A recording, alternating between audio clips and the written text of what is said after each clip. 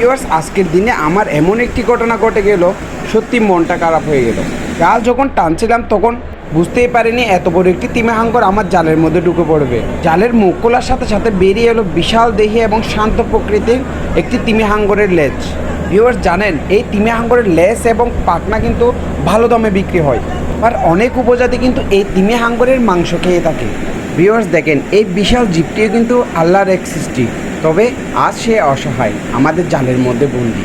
জাহাজে অনেকেই বলছে মাছটি হয়তো বাঁচবে না, মাছটি বন্দরে নিয়ে গিয়ে বিক্রি করলে হয়তো অনেক টাকা পাওয়া যাবে। কোনোই আমাদের জাহাজের ক্যাপ্টেন এসে আমাদের সকলের হিসাব নিকাশ থামিয়ে দেয়।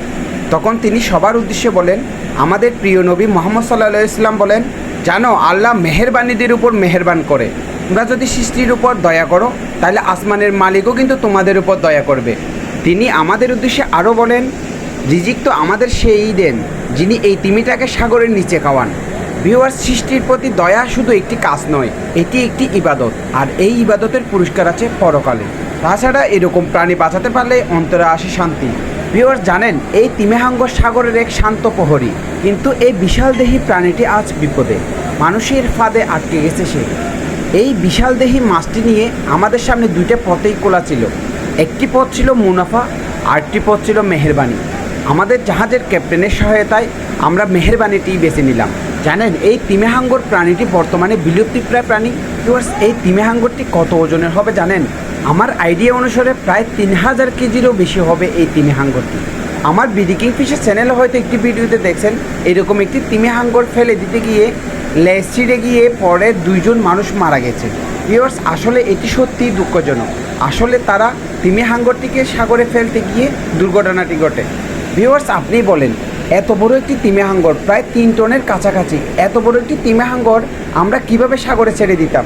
আমাদের জালের মধ্যে যখন মাঝে মাঝে এই তিমি হাঙ্গর ধরা পড়ে, তখন আমরা চেষ্টা করি এই তিমি হাঙ্গরের লেজের মধ্যে একটি রশি বেঁধে সাগরে ছেড়ে দেওয়ার। তবে আমি অনেক ঘাটাঘাটি করে দেখলাম, তিমি হাঙ্গর জালের মধ্যে ধরা পড়লে সেটি যদি সাগরে ছেড়ে দেওয়া হয় সেটি বাঁচার সম্ভাবনা খুবই কম থাকে। তবুও আমরা চেষ্টা করে দেখলাম, যদি আল্লাহর মেহেরবানি হয় তাহলে এই প্রাণীটি হয়তো সাগরে বেঁচে যেতে পারে।